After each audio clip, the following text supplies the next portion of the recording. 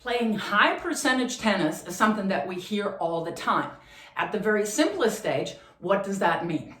My name is Meike Babel, former top 30 WTA pro. If you like my content and if you want to support my channel, go ahead, click that subscribe button, click that little bell sign so you see when I'm putting out new content, and let's get going with a strategy session right here. Going down the line is a low percentage shot. Reason number one is the net is a little higher if you're going down the line. The room that you can hit into is shorter because in fact the diagonal of the court is 4.5 feet further and deeper than the down the line shot. So those two reasons are enough for most people. Now it's also against your natural rotation. We're just rotating this way, and it is much easier to go with the ball and rotate with your hip and your shoulder. If you're going down the line, especially if you're changing direction off of a cross-court ball, you really have to have your racket perpendicular, and that is where we're getting in trouble sometimes.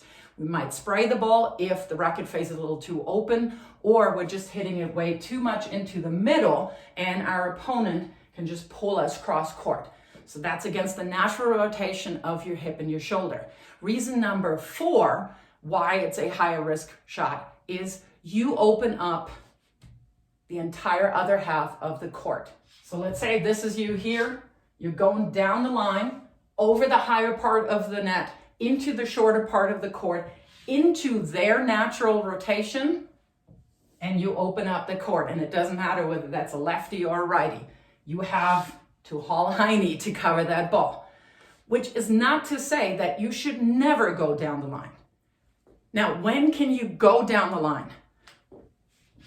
When you have both of your feet inside the baseline and you can move up to the ball without too much of an angle. So that means that you want to get a ball that sits a little bit more in the middle of the court and it is short.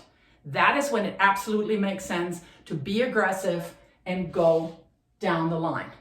It's still a higher risk shot, but this is when we can take that risk.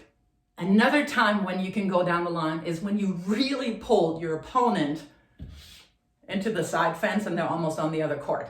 Of course, then you can go down the line because they have too long of a way for them to run to really hit with aggression on the ball there.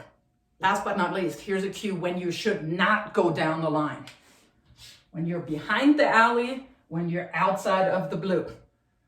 You might make one shot out of 20, and it might make the highlight reel, but you're not going to win matches. So if you're outside of the court and you're behind the alley, high and heavy is your best friend.